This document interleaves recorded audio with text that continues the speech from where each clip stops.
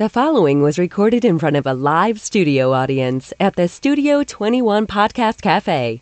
This is the United Podcast Network. The following program is closed captioned for the thinking impaired. By tomorrow, I will rule the world!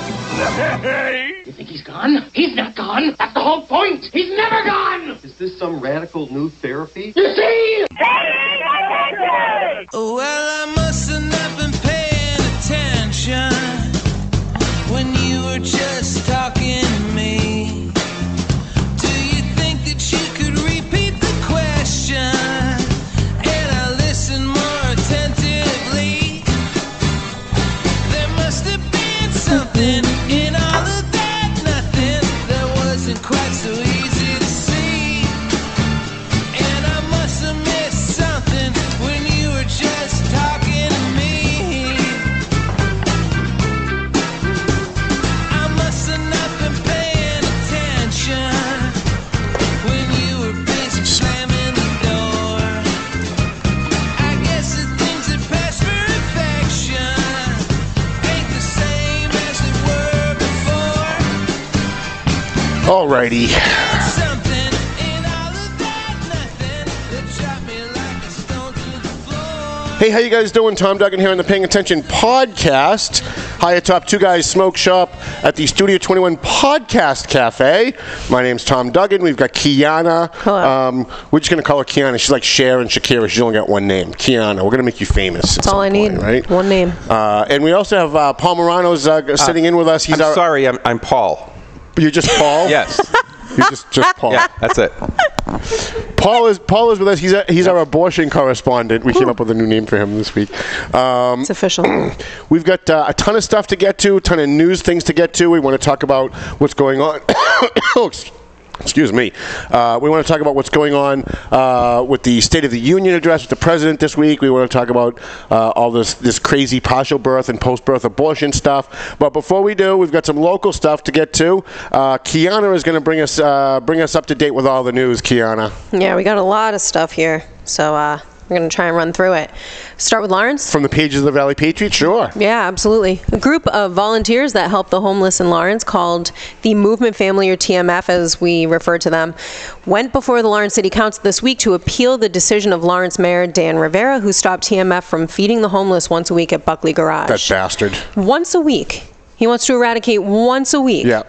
Dan hates the homeless. Normal people eat 3 times a day, and he wants to eradicate 1 day a week. Right. Well, TF was providing... Why? Do we know why? I just told you he hates the homeless. Okay, do we know another reason why? Is there a second reason? Does there need to be another reason? He hates the homeless. Well, there wouldn't need to be another reason, but what is is there a given reason? No, there's no given reason other than Dan thinks that the homeless in Lawrence should just go away. He thinks like if he stops them from being anywhere out in public and people don't see them, they don't exist. It's a typical Democrat ideal, where if you don't see it, it's not real. If the tree falls in the forest and nobody hears it, it never fell. It's not real. It doesn't make a sound. Right. So, all right. I apologize, Ken, for interrupting your news. You don't you? Excuse me, Tom. Don't you want interactive news, or do you just want it read? I'm just curious. Yeah, no, it's fine. All right. It's a little bit of both. By the way, he's eating Popeyes for lunch. Like, how dare you? We're on strike from Popeyes. It's very good. Yeah, we're on strike from Popeyes. They're at war with Taco Bell, and we're big Taco Bell fans here on the podcast. We love Taco Bell. Well, they'll never sponsor the show. I'm not doing it for that because they'll never do it. But I eat a Taco Bell like every day. This is so delicious. I can't even begin to tell you both how good. This Not is. as delicious as Taco Bell, though. Can't even begin. Paul, you are so fired. Okay. So TF was providing food, blankets, clothes, detox services, which is just phenomenal, counseling and other services to drug addicts and to the homeless. But I just can't even wrap my head around. It's like negative 10 degrees outside. Okay, these people are hungry. Like, all things aside, these are living human beings who have necessities. Not to Dan Rivera.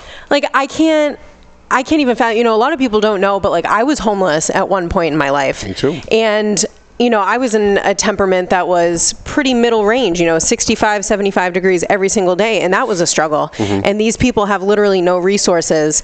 It's cold outside, no food. The Lawrence City Council voted 7-2 to override the mayor's decision that will allow TMF to return to the bus station to service the homeless. Councilors Dave Abdu and Mark LaPlante voted against the measure, as both councilors side with Rivera on pretty much everything he puts before them. Yeah, and can I just say this? I love Dave Abdu, and I love Mark LaPlante. I have supported them every time they've run. They're really good guys. They really care about Lawrence. The problem that I'm having as their friend, Paul and Quianna, the problem that I'm having when I watch stuff like this, it's hard when the people who hate Dan Rivera call these two guys puppets. It's hard to argue with them when something like this comes before the community, where you've got a small group of volunteer Latino kids, high school kids, who want to go out and help do something for the community and feed the homeless. These are all Lawrence kids, almost all of them, who want to go out and help feed the homeless, help them get into detox, provide them with clothing and blankets. And you have guys like Mark LaPlante and Dave Abdu voting no when the mayor doesn't want it. It's really hard to It's hard to justify arguing against people who are calling them puppets for Dan Rivera, even though in my heart I know they're not puppets for anyone, because I know they're both very independent individuals. I watch this vote and it's like, it's very difficult to wrap my head around. You can't get more conservative than I am. I'm like the most conservative guy you're ever going to meet in your life. I'm maybe Paul too. I'm against abortion, even in cases of rape and incest. Like I'm as conservative as you can get. I'm to the right of Pat Buchanan, and I'm out there trying to help TMF with feed the homeless because they're human beings. And by the way, no government money. Yeah. Right? TMF goes out and they find clothing donations, food donations. They get people from detox to try and come down and get these people off the streets. They're actually helping get homeless people off the streets and getting them clean. Yeah. And these guys have voted no. And it's very hard. I don't want to attack them personally. I like them both personally. I am a big fan of giving people the benefit of the doubt. Yeah. Has anybody asked... Which makes me crazy 99 times out of 100. Yes. Has anybody asked Dave Abdu, why did you vote no? I put a call into Dave before the vote. He called me back. I was busy. I never got a chance to get back to him. I did talk to Mark LaPlante about this. And Mark has the attitude, the belief that Dan Rivera seems to have, at least in some parts, that, well, we've got Quorunum, and they're feeding the homeless, and we got Bread and Roses, and we got this, and we really don't have a need for this. And so my question back to him was, well, but why would you be against it? Yeah, that would be the question. Like, there's a lot of things we don't have a need for. There's a lot of money in the city budget that goes to like bongo lessons for Casa Dominicana. We don't have a need for that either, but you guys vote to approve it. What's the purpose of being against it? And I really couldn't get a satisfactory answer other than, well, we've got all these other things. TMF was going to the bus stop once a week. They were setting up. They were feeding the homeless, and good food, too. We were getting stuff donated from Jocelyn's restaurant down here on 28. There were a lot of people in the community pitching in.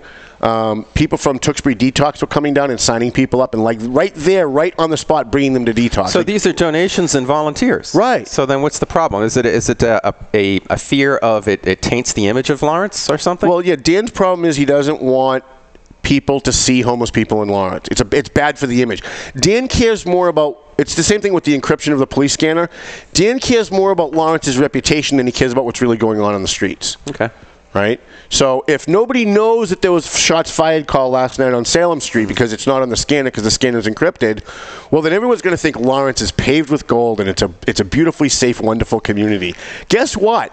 You can encrypt all you want. You can conceal all you want. Lawrence's reputation as a shithole, excuse my expression, Lawrence's reputation as a bad place is not going to change because you're concealing last night's shot fired call. Sorry. And it's not going to be thought of as a good place to live or a good place to be or a safe place to be simply because you moved people feeding the homeless out of the Buckley garage. Like, none of that's actually going to happen. You're stealing Donald Trump's language now.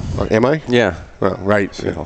I'm sorry. We interrupted Quianna while she was doing news again. No, it's just while you were talking about it, there's just a couple of things that really stuck out to me, particularly about that topic, is that I don't think, people overall in general understand how difficult it really is to get into a detox. Yeah. To be able to, if you're seeking help and you're actually looking for that type of help, like you could be on phones all day, days at a time, sick, and they're providing this for them. They're coming out, they're hearing people's stories of how they've overcome, how they were in that position, their testimonies of life after this. And if for nothing else, even if they can get food somewhere else, like this was, an organized center where people could receive not just services, but also kind of a little bit of hope that maybe there's a way out of this. Yeah. Mike Gorman from TMF does really great work with not just feeding them, but sitting down with them, hearing their stories, talking to them about finding out, how did you get here? Like, what is your story? And then trying to figure out, how we can help this person get out of the position that they're in. I think it's in your news, so I won't. But just to play a little devil's advocate, are you saying that the other two places in Lawrence don't have things like this going on? The other two that you mentioned? Well, Quorum is run by St. Patrick's. Quorum is run by St. Patrick's. It's basically a free restaurant for the homeless. They're open for breakfast and they're open for dinner every night. Okay. You can go there, you can eat, and then you leave.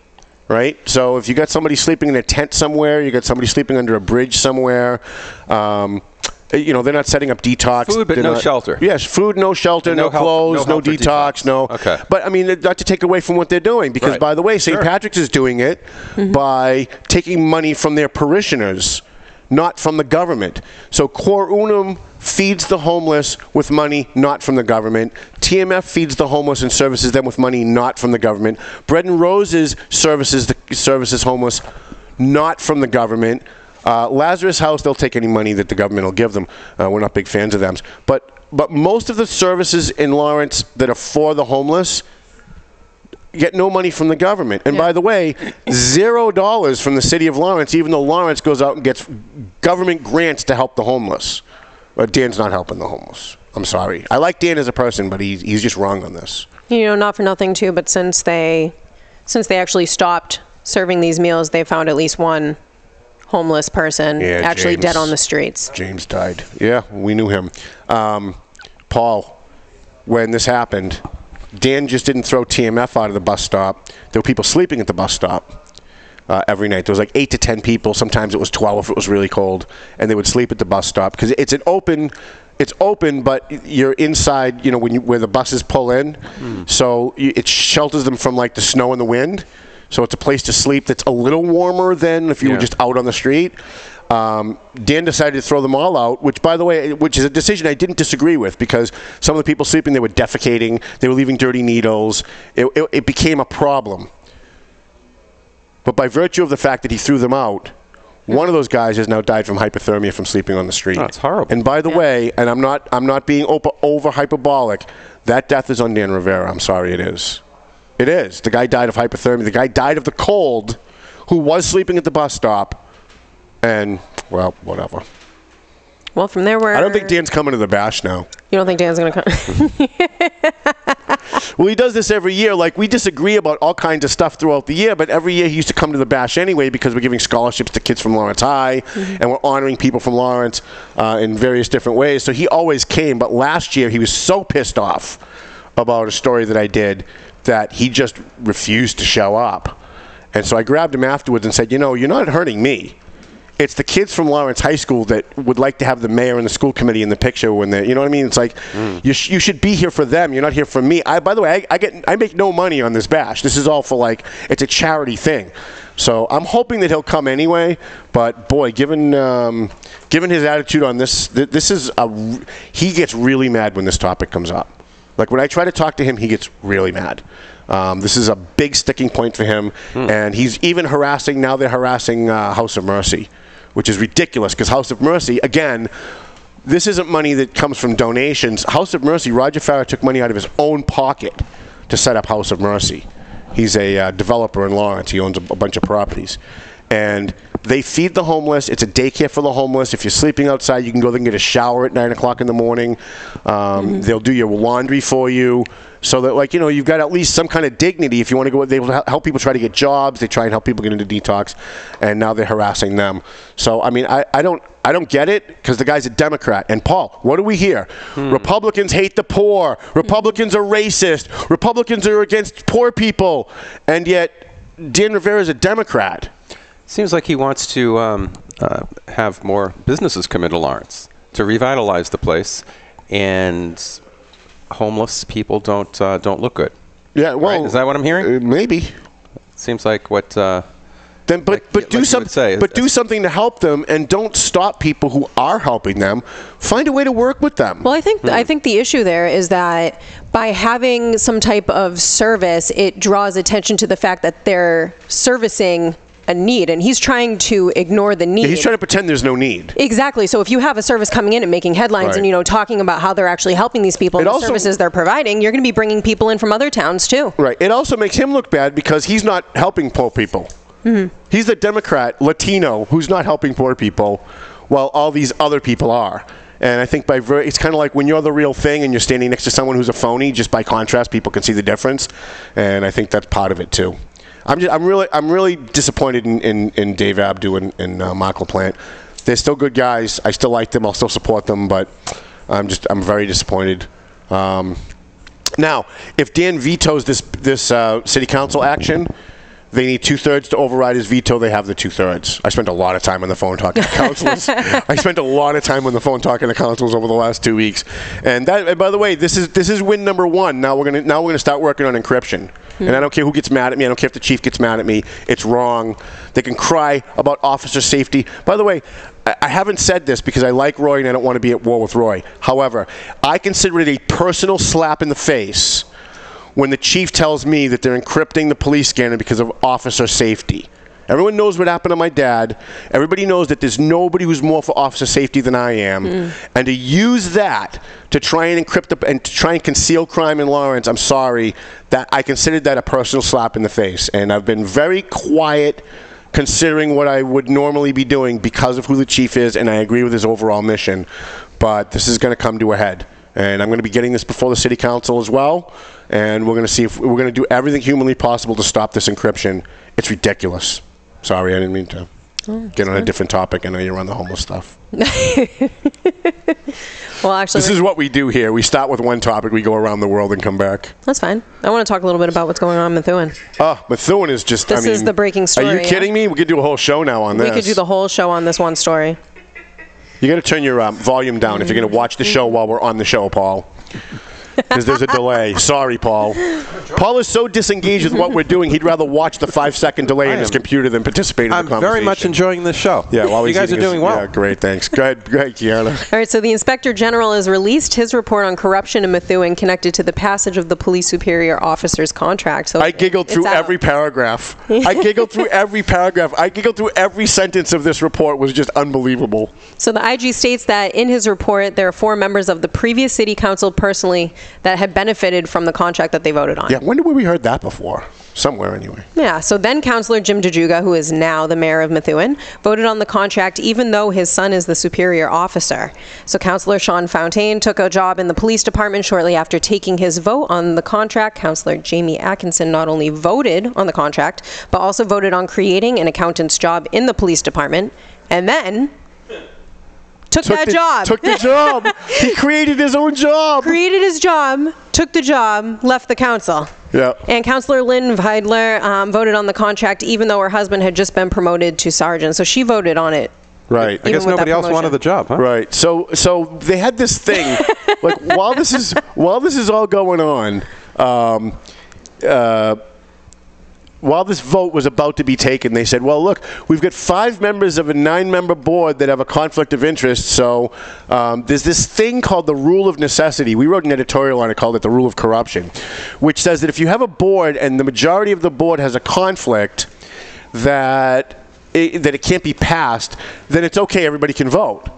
Right, which is, by the way, the dumbest law I've ever heard in my life, because that means, like, if you're one guy and you're gonna steal from the taxpayers, that's wrong. But if everybody gets their finger in the pie, that's okay. So they all voted. They all decided they were going to vote, even though they all had a conflict. The IG said that no. The only way you can invoke the rule of necessity is if you are legally required to act. So if this was something like there was a flood in Methuen and they had to appropriate an emergency measure to, appropriate money for, flood disaster relief or something, and they had to do it, then they could invoke the rule of necessity as long as there's no other option. And the fact that this contract could have been bounced to the next council, right? And they still would have been paying off the old contract until the new council came in and voted on the contract with no conflicts. The fact that there was options meant that they illegally invoked the rule of necessity, and all of those councils are now in big trouble. Well, not only that, but the IG report detailed how they had rushed through that contract. They had no public input, no public hearing. They didn't ask any questions, and they voted twice on it in one night to approve the contract, which was in direct violation of state law, too. Yeah, so like in other words, when the contract comes up for teachers or police officers or DPW workers, they're supposed to do a first reading at that meeting, and then at the next scheduled meeting, they do a second reading. And the reason why they're supposed to do that in two different meetings is it gives people time in between to grab a counsel and go, hey, did you know that this was in the contract? I don't like that. Or, did you know that this is in the contract? I do like that. And it gives them time to understand and research what's actually in the contract once they've done the first reading. Instead, the prior council went, all in favor say aye, opposed nay, the ayes have it. Okay, let's take a second vote. All in favor say aye, opposed no, the ayes have it. They rush it through, not one comment, not one question, no public input, no public hearing. I said this on Tim Wood's show. If it's still up online, I think, even though he's mad at me, I don't think he's taken it down. I was on his show a year ago where I said deals were made. Oh, everybody was like, oh my God, you can't say that. Oh no, like everybody's hiding under their desk. You can't say deals were made. Now we know. You read the IG report, they all but spelled out that there was a quid pro quo. They didn't come out and say it, but they all but came out and say it. And on top of that, there were no consequences for the superior officers or for Joe Solomon. They weren't even mentioned, no right? culpability. Well, they were mentioned, but there was no... What the IG report said was that the previous council all did bad things, that the previous Mayor Zanni did bad things, that Mayor Jajuga did bad things, Sean Fountain, Jamie Atkinson, they did bad things. But nowhere in this report does it hold the police officers culpable for anything wrong. There's nothing in this report that said Joe Solomon shouldn't have done this, or that the police superior officers should have done that, that they violated the rules by doing X, Y, and Z. There's not one word in this report. And all of the scorn is in public in Methuen has been on the cops.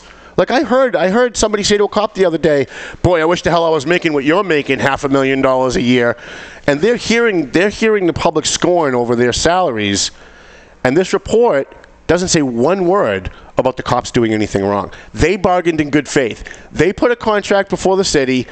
Doesn't matter what the contract says. They put a contract before the city approved it. Yeah. That's it. I mean, there was no culpability on their part whatsoever. There's been so far no illegality found at all on behalf of Greg Gallant or the Superior Officers Union or the Patrolman or Chief Solomon. And yet they're the ones that are getting all the scorn. People are walking around bullshit at the Methuen Police. I mean, it's everywhere you go. You go into Man Orchards or Heavenly Donuts, and people sitting there talking, and they're trashing the cops. And it's like, wait a minute, the cops didn't do anything wrong. But, they read the Tribune, and they think the Tribune is gospel, so that's what they go by. Evil Tribune. The Evil Tribune. Evil Tribune. I want to talk to you a little bit about Senator Diana DiZoglio. Ah, she's the best. I really love her. I do too. The last time she came here, I got to sit down and talk with her a little bit about the bill that she was passing in regards to this fight on the opioid crisis. And as somebody who spent many years within the opioid crisis, a lot of people don't know, but I was an IV heroin addict, methamphetamines. I'd lived homeless. So to see a young woman come in and fight so hard and be so front of this movement that's coming against this opioid crisis was just really amazing. Yeah. To see that she went in there, she knocked walls down, and she was just so ready to handle this bull by the horns. And that was just really encouraging for me. So I love her. I think she's great. Love Diana.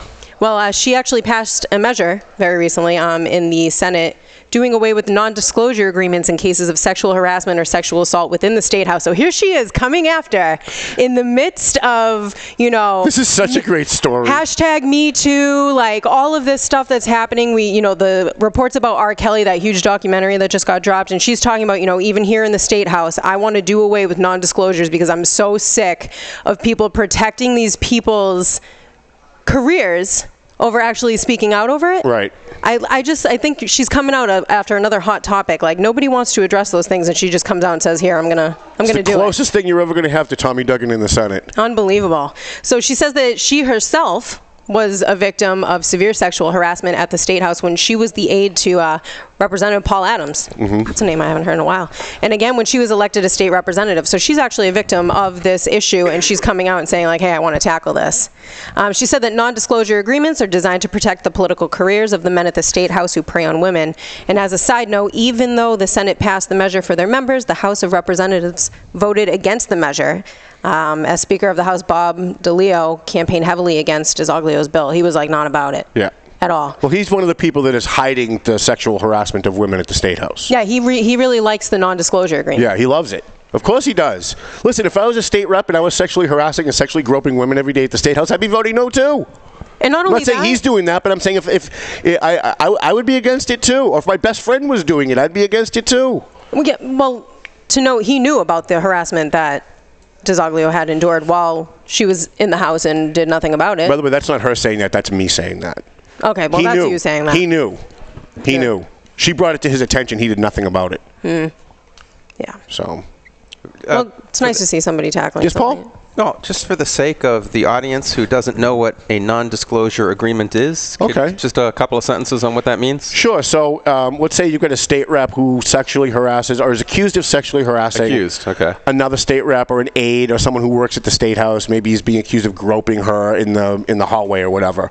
And she files a complaint.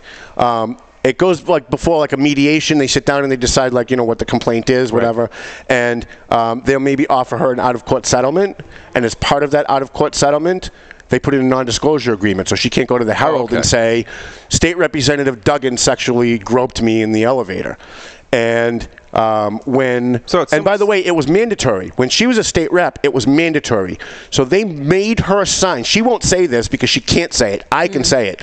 They made her sign a non-disclosure agreement or there would be no agreement. It was one of those things where it's non-negotiable. So if you want this to go away, if you want to get whatever we're going to pay you to go away, you have to sign this little secrecy clause that you're not going to run around telling people what happened. All right, so it's what a lot of people accuse Trump of having with those people. All right. I thought that actually meant if you're accused of something, your name isn't just spelled out to the media. Well, I mean, that's part of it too. That's the backlash, because then what happens if somebody is. My fear is, and I had a conversation with Diana about this, my fear is, let's say I'm a state rep and I'm wrongfully accused. Yeah, exactly. Right? That was my concern. And then we sit down and go, look, I don't want this on the front page of the paper, so I'll settle this if you just give us a non-disclosure agreement, because I don't want this ruining my career. My fear with this is that now that there's no non-disclosure agreements, that even if the victim wants it not to be in the paper and wants non-disclosure, I asked Diana about that. I said, what if the victim wants it? She said, I put specific language in that if the victim wants it, you can have a non-disclosure agreement. But what if the victim wants it, but the accused doesn't want it, and the accused happens to be innocent? Yeah, well, that's true. That's a drawback. We got to get her on the show to talk about the. I mean, a person's reputation can easily be destroyed, and their whole life destroyed. Look what's happening in Virginia. We could spend a whole hour on that. I mean, come on. From 30 years ago, the guy's in a picture. Come on. I'm not saying it's right. I'm just saying, it's 30 years ago. Anyways. Well, the last thing I just kind of want to talk about is I want to remind everybody who's listening about the bash that's coming up. Yay! The Big Bash. The Big Bash. Yeah, it's the 15th 15 anniversary bash, which in itself is just an amazing feat. Tom, you've built like this empire on... The empire. On just being real, like just telling the Valley people getting sued. I built an empire on getting sued. Well, it's on April 5th. The newspaper puts on an annual charity bash. This is a charity bash each year to help veterans, to give out scholarships to high schoolers from the area, and honoring police and firemen. This year, the band Prospect Hill. Yay! Woo-woo. Prospect Hill is going to be performing. Play. And we're also going to have a couple of local celebrities, like our dear friend from MTV, Al Caprillion. Oh, Al Caprillion, right? And Brittany Baldy from MTV. Right. We expect them to be there. You can get tickets on Eventbrite ahead of time. They're $35 in advance. They're $40 at the door. But just heed this: if you bring an unopened pair of socks or underwear for the homeless, you'll get $10 off your raffle tickets. Yeah, you get $10 in free raffle tickets. Now, somebody watching online, Heather Mariani asked, why would you want Dan Rivera at the bash, given the way he treats people? And here's the reason I want Dan Rivera at the bash. Even when I'm mad at him, he's not there for me. Yeah. It's not about me, and it's not about him. No. It's about, we're going to give a scholarship to a junior ROTC kid from Lawrence High School. He should be there to support that kid and their family. It's about the office of the mayor. Right. And we're going to be giving an award to a Lawrence police officer. We're going to give away the, once again, every year we do the Officer Tom Duggan Hero Police Officer Public Safety Award. And it's going to be a Lawrence police officer and at least one Lawrence firefighter. And he should be there for them and their families, too. And, you know, when he and I are warring and he shows up anyway, that makes a big statement to the community that we can both put our differences aside for something better than us, something bigger than us. And so I will continue to invite him no matter how mad I am at him, because I think he should be there for people, other people besides me. And, you know, by the way, he's free to get up at the microphone and trash me all night if he wants. People are more than happy to do that at my bash. They do it all the time. Yeah, get up at the microphone and trash me if you want, but be there for the other people. Be there for the junior ROTC kids. Be there for the Lawrence cops and firefighters. That's all. Speaking of important people being there, Puppy Girl? We're working on Puppy Girl. Yeah, she won't be emceeing. Ooh, who's emceeing? We don't know who's going to MC. We know Jeff Deal's coming. We've got a bunch of people that we're looking at to MC. We haven't decided who the MC is going to be. Anybody with one name could probably do a really good job. Maybe. I'll be there I was going to have my daughter MC this year, but she's not really talking to me. So, with Justice? That probably won't happen this year. It was just too bad because this is the year I was going to turn the whole thing over to her. I do have an announcement that comes to the bash. Then we have to take a quick break. And I'm going to announce it the night of the bash for those who don't watch the podcast. Maria Fiato and Brenda, we actually call it Maria and Brenda's bash because they actually run the whole thing, have decided to make the bash a 501c3 nonprofit. Oh, awesome. So as it works right now, if you want to donate money to the bash, you give us a check, we give it to people, and you don't get a tax write-off. And we've gotten calls from Lawrence General and a couple of other companies that have said, geez, if you were a nonprofit, we'd be happy to write you a check for $5,000, but you know. So we've talked about it a lot for the last couple of years, and given that we've got this lawsuit and everything else that's going on, they thought it was a good idea to indemnify the bash. Make it a 501c3. I won't be on the board, so that, you know, if somebody sues me, we can continue to do charitable stuff. We can continue to help the homeless. We can continue to honor firefighters, veterans, and police officers, give out scholarships and all that stuff. Nice. So that's going to be a lot of fun, because once we are a 501c3, I think this thing's going to grow significantly. We'll have a lot more money to give away. Absolutely. So, anything else, Quianna? No, I got nothing else. All right, let's take a quick break.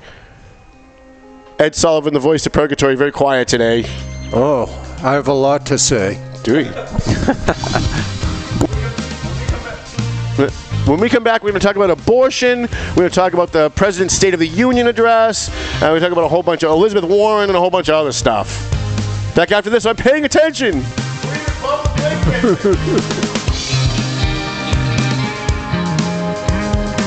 A&M Auto Body. We got our friend Angelo over there.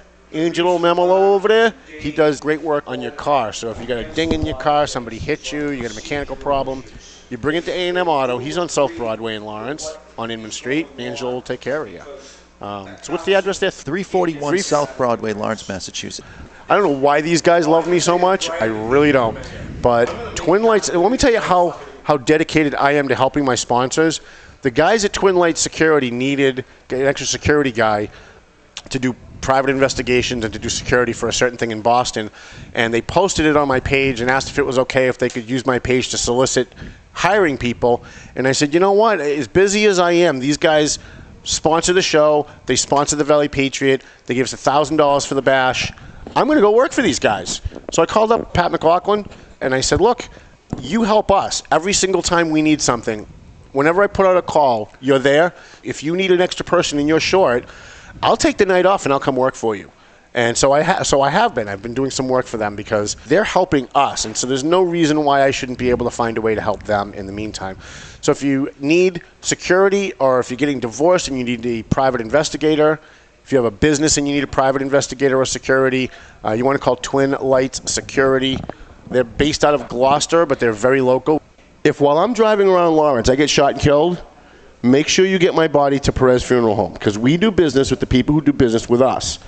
And he's on South Broadway with it's the old Scott Funeral Home. If you're an old-time Lawrence resident, it's the old Scott Funeral Home on South Broadway. Perez Funeral Home at 298 South Broadway in Lawrence. They do crematory services. They do all the stuff that they're supposed to do, right? And Mike's a big fan of the show. He followed us when we go live. He's an advertiser now in the print edition of the paper, and he's now sponsoring this program. Perez Funeral Home and Crematory Services, 298 South Broadway in Lawrence. We appreciate him. Franklin Veloz from Veloz Auto Group. He specializes in people that have maybe bad credit, no credit. Maybe you haven't had a job for a long period of time, so you don't think that maybe you qualify for a car loan. Usually, they want you to have a job for a year or more. He specializes in getting people who have bad credit or no credit or maybe spotty credit, getting them into a used car. He used to work for Charlie Dare's Commonwealth Motors for a long, long time, so he knows his stuff. I think he was the credit manager over there or something. So he knows what he's doing, and he follows us live, too. I really appreciate that he does. Every time I see him pop on, I'm very excited about it. And I was there yesterday to deliver his newspaper, and he said he's already had customers come in from us talking about him on this show. So we appreciate Veloz Auto Group. Go see Franklin. He's at 17 Mass Ave. It's right at the very beginning of Mass Ave on the Lawrence North Andover line.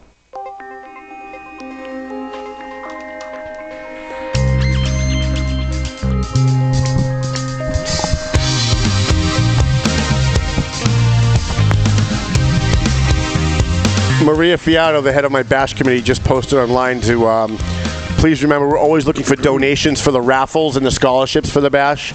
So if you'd like to do that, I'm in Facebook jail. Don't send me a Facebook message. Send a message to the Valley Patriot page or my assistant Robert Crane. Everybody should be friending Robert Crane because that's good guy. Robert Crane. Yeah, I'm friends with him. He's awesome. Bob Crane. I love that guy. Yeah, that guy's great. I've always liked Bob. You like Bob? Good guy. Yeah. He's not a bad guy. So we got a bunch of stuff. I'm glad Quianna decided to stay with us.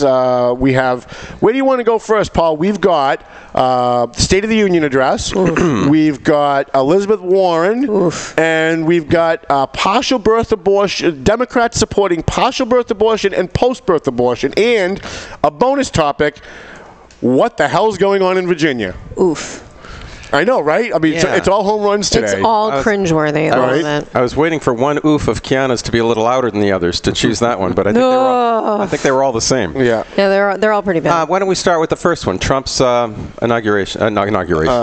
His State of the Union address. I watched that address, and it was the great in my lifetime. I have never seen a president give a speech that great. And I lived through Nixon, I lived through Reagan, I lived through both Bushes, and when he got up there, I have never seen in my lifetime Democrats and Republicans chanting and clapping USA together in the Chamber of Congress ever in my lifetime or before. Maybe it happened, I don't know what happened when James Knox Polk was president, but it may have happened once before. But in my lifetime, I've never seen that. And Donald Trump, love him or hate him, made it happen. He made it happen. He took it right to the Bernie Sanders crowd that we would not be a socialist country, that we would fight against socialism. He talked about the partial birth abortion issue. He hit every single third rail that Republicans like Mitt Romney have been afraid of and run away from their entire life. And by the way, that's why Mitt Romney's not president and Donald Trump is. I agree. I agree with that last line. All right, next topic. I think there are so many Republicans are sort of putting one foot in, putting their big toe in the pool, but don't want to dive in completely because they're afraid that the power structure of the media will not allow them to get their message out if they don't play their game to a certain degree. Right. Trump is saying, hey, I don't care about your game. Right. Yeah, you're going to have to cover this address, so I'm going to say what I want. Right. And then they cover him anyway. Right. And the best part was, all we hear on CNN every day, 24/7, is Trump's a Nazi. He hates Jews. He hates blacks. He hates gays. He hates women. He kicks puppies on Sundays just for fun. And then the average person who consumes that, the person who doesn't follow things as closely as we do, then they tune into the State of the Union address and they see him pointing out somebody who was in the Holocaust. And they see him talking about African unemployment being the lowest in American history, that Latino unemployment is the lowest in American history, that more women are working now under Donald Trump than under any other president, and the average person has to have cognitive dissonance. They have to be looking at that going, wait a minute, but that's not what we're told on CNN every day. That's not what the Boston Globe says every day. I think it was very disappointing to the left because the left psychologically needs a scapegoat. There is so much anger and hatred built up and pent up in this movement that they need somebody to hate. Yeah. And before it was, and it's usually the president. I mean, you remember the hatred of George Bush. Oh, my God. It was just, and before that, it was well, he Reagan. was a racist, and he was a Nazi, right? And he was going to cause World War III. And Ronald Reagan had 6 letters in each name, so he was the Antichrist. He wasn't even, he wasn't just a Nazi. He was literally the Antichrist. And he was definitely going to start a nuclear war. No question about it. They took Russia's side. The exact opposite. The Democrats took Russia's side. The liberals and the progressives took Russia's side when Reagan was president, that he was going to start the war by fighting against Russia, right? Now suddenly they've decided that Russia is the biggest problem in the world. It's amazing. Yes. It's amazing. Yeah, and they need this, and I think the State of the Union kind of tampered what they need as an object of hate. I love how now what do they do? I love how CNN afterwards they had to show the poll that said that 79% of Americans loved the speech, and so they had to couch it with. Now remember though. Yes, always remember though. Always remember though that the people who watch these speeches are usually fans of the president. They didn't say that when Obama was president. They didn't say, by the way, the only people watching this were people who were fans of Obama. No, they went 100% of everybody loved Obama's speech. And by the way, I saw a CBS poll, which is almost as liberal as CNN, and their approval rating was much higher than 79. Really? It was well into the 80s. Listen, love him or hate him, Donald Trump is making a huge positive difference in this country by standing up to political correctness, by not caring if they call him a racist, not caring. If they called Mitt Romney a racist, he would run and hide under his bed. Right? Because these guys are all a bunch of cowards. John McCain went from being a conservative to being a liberal because he just didn't want to be called a racist. He didn't want to be called names. He wanted the media to like him. And look where that got us. Like, seriously. Donald Trump has done more against Russia than any other president in American history. He's done more for African Americans than any other president, including the black one, in history. And you can love him or hate him, but look at what he does. All Democrats want to talk about, I have a lot of Democrat friends, I bring up Donald Trump. He says mean things. He says mean things. He says all these mean things. And then you say, well, what about the things that he's done? They don't even know. And then there's he doesn't believe what he says. You guys are just sheep following this guy. Right. And my response to that is, I don't care really if he believes them or not, as long as he does them. Right. I don't care what he believes in his personal life. If he goes home in his kitchen and tells Miliana, I really don't believe this. As long as you do it, you're doing your job as president. Look, we've had presidents who called black people the N-word. We've had presidents who called Jews kikes. We've had presidents who hated gay people, openly said stuff, right? Openly ridiculed blacks, openly ridiculed Latinos. LBJ called black people the N-word on tape, right? Richard Nixon called Jews kikes on tape. The country survived. And nobody today goes back and says, geez, LBJ, the creator of the Great Society, the guy, the big liberal hero. No one goes back and says, yeah, but he hated black people. He used the N-word. He was a racist. Nobody.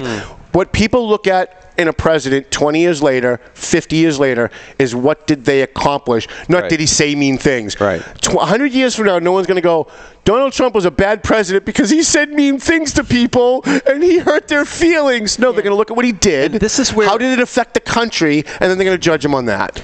This is where we distinguish. Judge him on that now, I say. Between judging a candidate and judging a president. Right. I think there might be some merit into saying you've got to judge a person's character if he's running for president, because when things come along, you sort of know where he's going to go with those. If you understand his character, if he has a good character. In a president, though. It might be a stretch to say that Donald Trump has the best character in the world. You judge what he does. Right. You judge his accomplishments. I love when liberals come out and they say things like when Kanye West was in the White House, right? And the liberals the liberals on CNN, all the Democrats on CNN, because they're all Democrats, came out and said, he sullied the Oval Office. It'll never be the same. That's supposed to be a place of dignity. And look, you had Kanye West jumping around like a madman. Do we all remember the cigar situation when President liberal Democrat Bill Clinton was president? I'm pretty sure he did way more to sully the Oval Office with his cigar on the Resolute desk. There's no question than about Donald that. Trump did having Kanye West sitting there. But it's funny how the left does not say say anything about racism when it comes to that. When it comes to Kanye? No, when it comes to people saying that the Oval Office was being sullied because some guy was running around it like a crazy man. Well, right, yeah. Usually, I mean, if a Republican said that, I think there'd be cries of racism. Oh, yeah, because he's black. Yeah. Yeah, they always like to make that leap. Always. Like no conservative Republicans ever allowed to say anything that a black person might be able to find offensive if they twist it. And if they do, that makes them de facto a racist. Which brings us to our next topic. Democrat governor of Virginia. You know, I was with this guy, right? When the first story broke and they said, well, he was in blackface or in a Klan hood 30 years ago in his college and he needs to resign. And I thought, why does he need to resign? Right? I mean, I judge people based on what they do, not a picture from 30 years ago. And then I started to remember, wait a minute, though. This is the guy that ran for governor of Virginia calling the other guy a racist. Calling Ed Gillespie a racist because he didn't believe in whatever affirmative action or whatever their political view was. So, they ran commercials of a black guy being run down by a deplorable in a big like 4-door truck, right? Like we're going back to the lynchings of the 1950s if you elect Ed Gillespie. So then I started thinking, you know, if you hold Governor Northrup to a real standard, it really shouldn't matter that he was in a picture 30 years ago, 20 years ago in blackface, because he's done an awful lot for African Americans since then, as governor, as a former whatever, state rep, whatever he was before that. But then when you think that he's holding other people to a different standard, I think we ought to hold people to the standard they hold other people to. If they're not holding people to another standard, then you hold them to the standard you hold everybody. But if they're the ones raising the standard and saying, no, the other guy's a racist because he doesn't believe what I believe, and they're running commercials of a black guy getting run down by a white guy, and this is what's going to happen if my opponent wins, then you know what? Then I think maybe he does need to resign. Has it been proven that he was one of those two in the picture?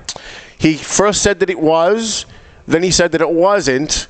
Now he says that, but at one point he did have blackface on because he was... Well, then he admits that he did it. He did do blackface at one point. Yeah. Now, this brings another whole topic we could spend a whole day on, is I'm still trying to figure out why blackface is racist.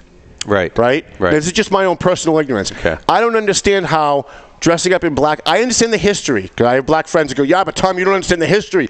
Right, but Volkswagens were invented by the Nazis, and we don't run around saying don't buy Volkswagens, right? We've all moved on where we live now. We don't live in the past. We don't live during slavery. We don't live during the minstrel shows. Right. So this is the same as like the Washington Redskins. You don't understand why that is offensive. Right, because we've moved on. And if we spend all of our time trying to cleanse ourselves of all of the influences of our past history that might have been negative, we'd be getting rid of Bayer aspirin, right? Because the Bayer aspirin company was making the gas that was killing Jews back in the Nazi times. All right, if you get rid of the history, is there anything inherently wrong or racist about putting on a blackface and pretending you're a black person? Just that in and of itself. Unless you're doing it to mock black people. If you're doing it to mock black people, obviously, I think it's the intent. Right. If you're in a costume party, and you went as a black person, and there's a theme, and they say the theme is going to be, you have to like the scariest thing you can think of, or something from the last century, right? And you dress up as a Klansman, and you dress up as how many? You know what they don't complain about? They don't complain about. Every time I go to a Halloween party, there's always one asshole woman who's dressed as a pregnant nun. And it always pisses me. It always pisses me off. Or there's a Jesus with blood in the hands. Right. Yeah. That stuff offends me, but it doesn't offend me enough that I call their employer and say they don't have a right to work. Like, why does this guy not have the right to work? Right. Those things because 20 years ago he had blackface. Other than the fact that he changed the standard himself. So if somebody went to a costume party, a black person went as a white guy with white face and straight hair. Right. Would that be offensive to you? Not really. Okay. All right, so then, in and of itself, it's not offensive. The problem is the history. And you're saying, let's just wipe away the history so that we can all just enjoy... Well, not so much wipe it away. I mean, we know that it happened and we know that it was bad, but it's not the same context. Like, there's a different context in 2019 than there was in 1954, right? And I think we need to stop being so damn sensitive, first of all. And second of all, if this guy, if you're a Democrat and this guy has done everything he can to help African Americans in his public life, going back to Donald Trump, I care more about what he does today, what he accomplishes, what he does for the taxpayers, what he does for his constituents, than a picture from 30 years ago of saying mean things. You know who made Martin Luther King holiday a holiday? George Bush, right? No. Richard Nixon. No, it was the other guy that they call the racist all the time. Ronald Reagan. Ronald Reagan. Yeah. Interesting. All right, we got about 10 minutes left, and we've got to get to abortion because Paul is our abortion correspondent. The other thing that the governor of Virginia did right before he got found to have blackface was he went on a radio show where he advocated that if a baby is born alive, and the parent decides it doesn't want it, that it's okay to kill that baby. Now, that's not outrageous. Or at least leave the baby to die on its own. Right. Yeah. Now, that's not a crazy, outrageous thing when you consider that the entirety of the Democrat Party, at least those in power, support this. They have supported this for a long time. Whenever you ask any Democrat in power what they think of, quote, partial birth abortion, they will make an excuse to either not answer the question or defend it. Yeah. And they can say that it's a woman's body, but when the baby's born, it's not the woman's body. When the baby's in its 8th month, it's not the woman's body. This is not about reproductive choice. This is not about women's health. This is about murdering babies. And the fact that any Democrat with any power at all could publicly advocate, could somehow find a way to justify that position, I think, is a sign of the sickness of our culture. It's unbelievable. Especially the Democrats in this culture. There's way too much to say about this. Yeah. All right, number one. We got 9 minutes, so. Number one, State Senator Barack Obama argued for this. Yes, he did. Against the Baby Born Alive Act, because a woman has a right to destroy that which is in her. And if he or she happens to be born alive, then the mentality is that that right has not left her. She still has a right to destroy him or her. So now we used to, Paul, you've been with me for 15 years. How many times have I said on this show when we talk about abortion that the Democrats want abortion, my phrase, abortion on demand up to third grade? Third grade, and you know what? And how many people send me emails eviscerating me saying I'm exaggerating? Does this sound like an exaggeration? This vindicates me. The logical extension is to have it up to second grade. Right. Because that's right. That is the age of reason. Right. And what is it that people say distinguishes us between us and other animals? It's reason. Right. Yeah. It's self-awareness, free will, and the use of reason. Yes. That doesn't kick in until around 7 years old. Now you have academics arguing about when after birth should a child have his own right to life. Right. Self-consciousness might happen around 3 years old. Should it be up till 3? Peter Singer, I believe, from Princeton University is saying, well, at least up to 3 days, so that the mother can have a sound look at whether or not she wants her child, and if she doesn't, then the baby can be, I suppose, left to die.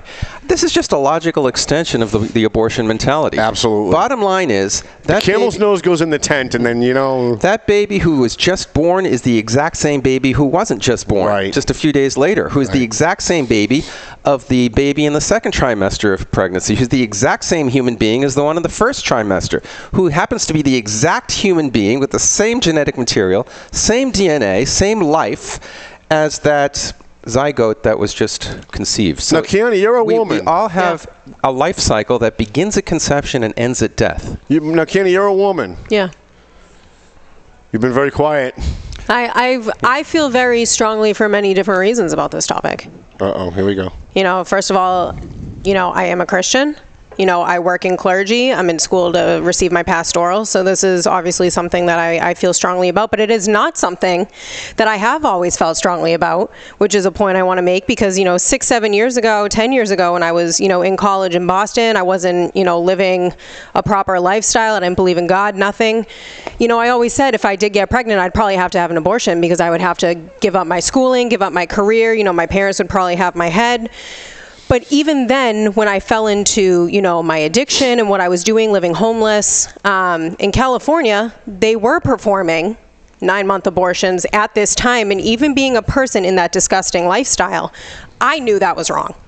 And I couldn't fathom that people on this earth existed that would do this. Actually, I read an article last night that was talking about one of the doctors that works in California for these late-term abortions says that he believes that it is his calling, it is his passion.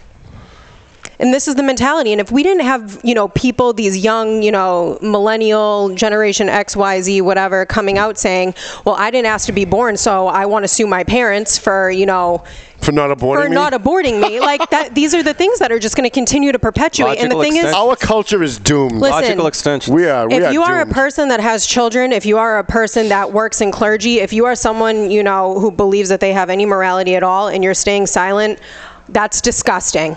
Like this isn't. You must be anti-woman. You know what? I get it. I get it. I'm pro-women. More than half the females pre-born are women. Yeah. Listen, I am pro-women. You know what I mean? I'm all about, women having some type of power and, having, all of these rights that they want. But at the same time, it's like, I want to go back. I know we only have a few minutes. I want to go back to something Quianna said because I think it's very important to point out when we have the abortion discussion because it happens during every abortion discussion. Women who are for abortion say exactly what Quianna said. It would ruin my life. It would ruin my work. Mm-hmm. It would ruin my career. Yeah. Me. And whenever you talk to someone who's for abortion is the most selfish thing anyone can do because all you're thinking about is you. You're thinking about your career and your future and your parents being mad at you and your boyfriend being mad at you and your husband being pissed off. It's not the baby. And when do we have, it's just like Democrats care more about the citizens of other countries than Americans. When did this party become so anti-American? And so selfish. They're so selfish. Whether it's abortion, whether it's the immigration issue, it all comes down to selfishness. It comes down to like that original sin. They only care about themselves. So screw the baby. We don't want to talk about whether it's a real person or not because that's uncomfortable. I care about me. I care about my future. I care about my career. I care about my family. And not only that too, but we have all of these families out here, taking in kids from DCF, putting kids up for adopt. Do you even understand the price it costs to adopt a child? Yeah. It's like $25,000 to $50,000 within the United States. Like, I'm sorry, but I don't have $50,000 to just be throwing away. And these children could be provided to thousands and thousands of families who would just be blessed. Plenty of people who want them. Who can't have their own children. Like, right. It's selfish. It's selfish. Paul, anything to add on this? Well, you said a lot of good things. I think that wow. We ever since before we went on the air, he told me I'm right. Now he's saying I'm saying good things. This take a historical perspective. Banner I think day. That once modern philosophy played around with the notion of liberty to mean basically license and selfishness, then even to the highest courts in the land, it has infiltrated. That liberty means that you have a right to kill an innocent human being, and that's just absolutely incredible. I can't believe we live in a world which cheers a bill that has babies born alive being killed. Yeah, the mayor of New York had the top of the Empire State Building colored in yellow. I'm sorry, colored in pink. In pink. To quote, celebrate the passage of the bill. Yeah. To celebrate the killing of babies after they're born. Yeah, something to celebrate. Wow. Like, we've come to, I guess what shocks me is not what they're doing, is that they're doing it so openly. That they think that we live in a culture now that is so bereft of any morality that they could do it and celebrate openly, and I guess that shouldn't surprise me given all the other stuff that's going on in our culture, but it does. I think after 46 years of legal prenatal homicide, that has probably been the most recent change. Yep. The attitude towards it. Yep. The whole safe, legal, and what did Clinton say? Rare, safe, legal, and rare has turned into shout your abortion, we're proud of it. Right. Which is a total attitude shift. Yeah. Unbelievable. It's outrageous. It's just outrageous.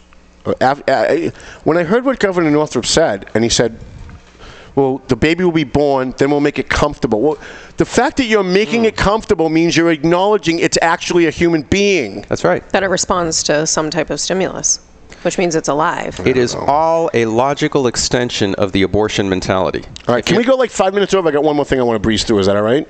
We're already going to run past 3, so Okay. I'll give you... I got 59 minutes up on I'll give you a couple. A couple minutes. All right. Elizabeth Warren's coming to Lawrence tomorrow. We expect she's going to be making her announcement that she's running for president. Oh, please run for president, please. Oh, that would be awesome. I haven't prayed in a long time. Yes. I haven't prayed for a long time, but I'm praying for that. Elizabeth Warren, now on the one hand, I want to defend her a little bit because I've been told my whole life that my great-great-grandfather was black. Okay. All right. I used to tell people this when we would talk about like genealogy and stuff, and no one would believe me, and then I'd get ridiculed, right? I'm the whitest white guy in the world, and I'm trying to say that I'm black. All right. I believe it. I've never cared enough to go have a DNA test to see if it's true or not. At some point, I probably will, but I never cared enough to do it, right? But I've always believed it. So I understand that Elizabeth Warren was probably told by her family that it was true, and I believe that she probably believed that it was true. And I believe she probably told a bunch of people this growing up and in her early years and didn't get the response I got, which was ridicule, right? She probably was, it was probably received, well, we didn't know that about you, Elizabeth. That's great. So she then, of course, moves it to the next stage and started using it to get jobs. Right. The problem that I have is that not so much that she lied, because I think she believed she probably was American Indian. The problem that I have is that she lied after the fact, after it turns out that she's not an Indian, after she had the DNA test and shows that she has no American Indian blood in her whatsoever. She has less than I do, right? She then told the press, well, but I never used this to get anywhere. I never used it to get an advantage. And we know for a fact that she used it to get to teaching Harvard. There's little evidence. And now we found out in the last 2 days a new documents come out that she signed up, I think, in Texas for the Texas bar and used it to get into the Texas bar. That's where I have the problem. Now, since day one, Paul, I have said this Elizabeth Warren Indian thing, it's red meat for the base, but it's stupid. Let's talk about how her positions on things are wrong. Let's talk about what she's doing is wrong. Let's not talk about the Indian thing. It's just a distraction. But now that it's come full circle 7 years later, and she has continually lied about it and not given an adequate answer while she's running around calling Donald Trump a liar, I think that's a problem. Well, there's the music. She wasn't. She did have one ancestor, right? That was Native American. Well, yeah, 1,024th. So you're talking 500 years ago. There might be, but not American Indian, like a South American Indian. I'm glad I found out that I have a black friend. Yeah, right. Yeah. That's really cool. I'm going to tell everybody. Jujuga will be suing me next saying I'm lying. I'm not racist. I have a black friend. All right, kids. There is a Methuen City Council meeting tonight if you're listening to us live. Methuen City Council meeting tonight to talk about the police contract. They're going to finalize all that stuff. That's going to be real interesting. We will podcast that live on the Valley Patriot page. Quianna, thank you for being here. Paul Murano, thank you for being here. And real quick, tell us where people can find you on the radio. 980 WCAP, 10 to 11 Monday nights, as well as the internet. Just look up Beneath the Surface with Paul Murano. Success in the 603 coming up next if you're following us on Studio 21 Podcast Cafe. Thank you, Ed Sullivan. Thank you, our studio audience, Rich Russell, and everybody else. Appreciate it. We'll see you next week or next month, whenever we'll be here next. The views and opinions expressed by the hosts, guests, or callers of this program do not necessarily reflect the opinions of the Studio 21 Podcast Cafe, the United Podcast Network, its partners, or affiliates. That should be the cutoff.